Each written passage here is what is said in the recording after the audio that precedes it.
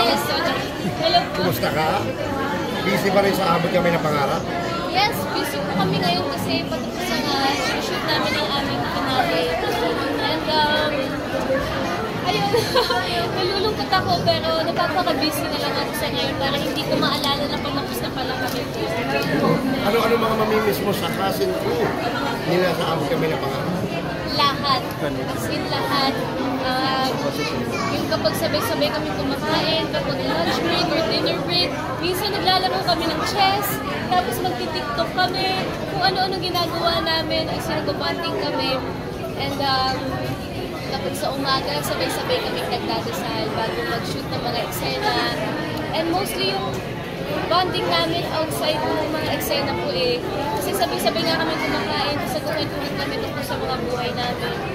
So, mamimiss ko lahat, pero hindi ako papayag na hindi ko sila makikita kapag natapos ang abot kami na pangarap. Okay. Naghahanda ka na rin ba para sa Sparkle World Tour sa Japan? Kasama na ba sa mga kantahin mo ang new song mo? Ayun, ang Sparkle World Tour sa Japan, malapit na po yan, sa October po yan. And sa ngayon, nag-iisip na ako ng mga magiging outfits ko sa Japan dahil gusto ko talaga sa Japan. And gusto ko ang Japanese fashion.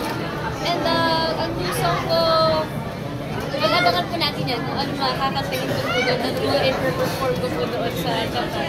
Okay, ano-anong nilulook forward mo sa upcoming Japan show? Ang nilulook forward ko, syempre, na makita po natin ang mga kapuso po natin abroad, magbigay tayo ng saya sa kanila.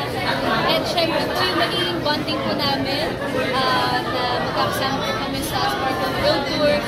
And yung pagkain sa Japan, kasi sobrang hilig ko po sa Japanese food. I love salmon sashimi, so na-excite po ako na kumain sa Japan. At syempre kasama kami ng mama ko doon. And I think isasama ko yung kapatid ko. So na-excite lang po ako na parang bakasyon na rin po ito pagtapos ang abot kami na pangarap. Okay. May mga pinaplano ba sa bagong investment? May pinaplano ka ba mga bagong investment? Bagong investments? Sa ngayon po kasi, hindi ko po masyadong iniisip yung mga material na investments. Ang iniisip ko ngayon yung investment sa sarili. So ngayon po, nag-work po ko yung my self-growth. Talagang, lagi na po ako nag-gym ngayon, inaayos ko yung tulog ko, yung pagkain ko, lahat. Parang ngayon po ang ina-invest ko talaga is yung health ko and health ng family ko. Mas ganun po. So, ayun. Pagtapos na abot kami na pangarap more on pahinga and kasama ko yung family ko. Talagang quality time kasama ko yung family ko. Kasi for 2 years, halos hindi ko po sila nakikita. Kasi everyday ako may work. So, ngayon po, in charge lang po. Yun ang aking bagong investment. Okay, last question na lang. Any plan for Christmas? Any plans for Christmas? Siyempre gusto ko po na mag-give back sa family ko. Gusto ko na kung saan nila gusto pumunta, gusto ko po na yun yung maging gift ko sa kanila. Basta gusto ko kasama ko sila, makapag-church kami ng sabay-sabay. Yun lang po talaga importante sa akin ngayon. Kasi nga, ang tagal ko po sila hindi nakikita ng araw-araw dahil na-busy po sa abot kami ng pangarap. So ngayon na hindi na po siya busy, mas, ayun, gusto ko lang kasama ko sila sa busy. And makapag-give back din. Okay, thank you. Thank you, Kuya. Si Jillian yung yung pagtatambal niya ni Jisoo, ang dami rin Yes. kamusta naman sa ka-work? Actually, si Jisoo, very professional po siya. Hindi siya pupunta ng set na hindi niya alam yung lines niya. And si Jisoo, mukha siya masungit pero very sweet siya, classic tao. Very supportive po siya. So, masarap siyang ka-work. Nagkaka-band ba kayo? Nagkakakwentuhan na kayo? Ano yung mga... Lagi ko kasi siya talagang pag pinagtitiktok. Noong una, sabi niya, no, I don't want to do TikToks. I'm not a dancer. Tapos, ayun, ending, sumasayaw na din siya sa Na-encourage mo? Pina-encourage ko kasi, syempre, galing ko siya ng Korea. And lahat po dito sa Pilipinas is bago sa kanya. So, gusto ko na isa po ako sa mga makakatulong sa kanya na maging komportable siya sa bansa natin. Talagang pinapakita ko po ang mga Pilipino, makukulit tayo. It's more fun in the Philippines. Outside the first, nagkaka-chat ba kayo? Nagkaka-chance kayo lumabas? Ganyan. Well, sa lahat naman po ng mga kawork ko sa Abot Kamay, nakakausap ko talaga sila. Minsan nag-hangout po yung mga cast ng Abot Kamay na Pangarap. So, ayun. Kasi nga po para sa akin, mas importante po yung mga friendships na na-perform ko sa work kesa yung work mismo. So, ayun. So, lahat ng mga nakaka-work ko talaga nagiging kaibigan ko. Natuwa kami sa sinabi mo kaninang dahil gumaganda ka because lagi kang kinikilig. Saan ka kinikilig? Yan ang curious kami, di ba? So, hindi ko na i-showbiz yung sagot. Kasi lagi ko sinasabi, family, friends, and work. Totoo naman, doon ako kinikilig. Pero siguro meron akong crush, gano'n. Showbiz ba yan? Oo, non-showbiz ba yan? Kasama mo ba yan sa Abot Kamay? Filipino ba siya? Or Korean din? Yes. Secret? Any clue? Sige. Showbiz. Pero hindi niya alam. Nakash ko siya. Taga-GMA.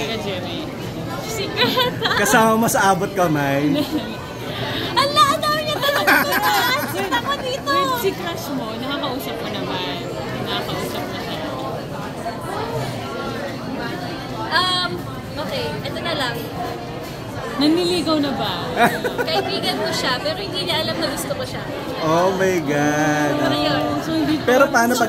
So kung mapapanood niya to, alam na niya. ewan ko kung alam niya. Paano mo siya nakrasyan? Kasi palagi kayong magkausap, magkatrabaho. Alam mo po kasi ako, hindi ako madaling kiligin. Hindi ako madaling magkagusto na bakit lagi ko nakakausap na nagugustuhan ko. Siguro lang kasi nakita ko na genuine siyang tao. And ayun, lagi ako napapatawa kasi magkasama ko. Napapatawa. Yes. Matagal mo nang kakilala kasi mukhang Nasa Abot Kamay Ayaw siya. magsalita kasi. Tapos pag pinanood niya ito, baka isip, Malay niya naman kung siya yun. hindi niya malalaman kasi, nagkakabond kayo. kapag gusto ko yung tao, suplada kasi. Kasi dapat sa kanya. Pero paano pag Hindi naman, I mean, hindi talaga ako maano gano'n. Paano pag nalaman niya? Anong magiging reaction mo? Ay, Mawawala ba yung pagiging crush mo sa Sure kanya? po siyang siya yun. Wait lang. Kapag niligawan ka, ano ba yung gusto mo? Long courtship? Or as friends, as bigla na lang? Yung pinagsisiba ka ba ng kahoy? Gano'n? Ay, ganyan. Ako kasi po feeling ko talaga, sabi kasi sa akin po ng mga tao iba daw talaga pag kaibigan mo tapos nagkasama ko yung gano'n. So, ewan ko po kung anong mangyayari in the future, pero sa ngayon lang, kinikilig lang ako. Kaya ini-issue niyo ako.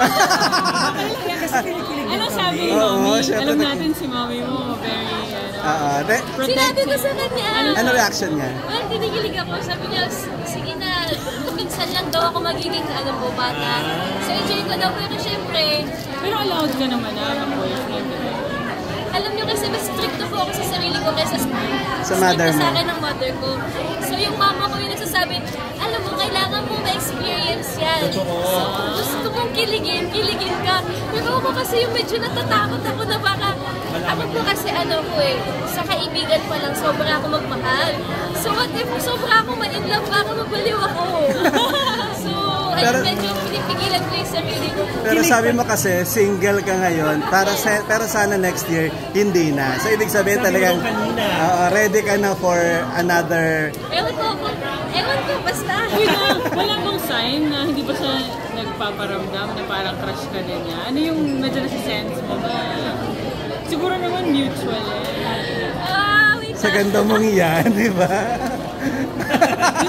Yun totoo. Nagsabi na siya, no? Uy! Aba. Nagparamdam na siya. Ayoko nag-a-assume, pero alam ko Special mo. siguro. Mahal. Pero exclusive na lumalabas. Oh? May exclusive na diba? Nakakalabas na. Nakakalabas kayo. Uy, grabe naman tanong yan! Hindi, friend. Di ba? As a friend, di ba? Parang gano'n. Oo, nakakabas. Secret, baka mahuhuli niyo po kung sino. Pag sinabi ko hindi kami nakakalabas, so may idea kayo. Kailan ka last Kailangan last ko Kinilig. last kinilig. Kinilig. Sa ginawa niya or something. Hindi ko kasi siya masyadong kinakausap recently. Kasi yung maramdaman niya. Feeling ko alam na niya. Ay, hindi niya alam. Hindi pwede. What's next after Abot Kamay? Last ko na medyo kinilig. Wait lang. Okay, sige, last. Pero hindi ko sasabihin bakit mo, no? Nasa sa'yo, malay mo, maisip mo siya. Ewan ko. Baka kanina lang yan. Ewan ko. Basta, na-hot seat ako, wait lang. Hindi, pero, ayun nga po, kilig lang na hindi niya alam. Sabihin ko ba, guys? Sige na, sabihin mo. Hindi, sabihin ko ba doon? Would you consider na maunang, Magsabi. anong take mo doon na ang babae maunang magsabi? Actually, kasi, okay lang naman yun na unang mag-admit kahit ano ka ba, babae, lalaki, whatever. Kasi, yun yung nararamdaman mo. I think it's better na masabi mo yung nararamdaman mo, di ba? Kung gusto mo yung tao or hindi or whatever, it's for yourself na ma-express mo yung nararamdaman mo. Pero, ako, hindi ko sasabihin. Ako personally, kasi nahiya ako. Kung saan naman ang magsabi, paano mo i-handle? Paano mo ba hinandle? Ano sabi na? Sabi na. So, MU na yan. Ano sabi na? Okay na, legal age na.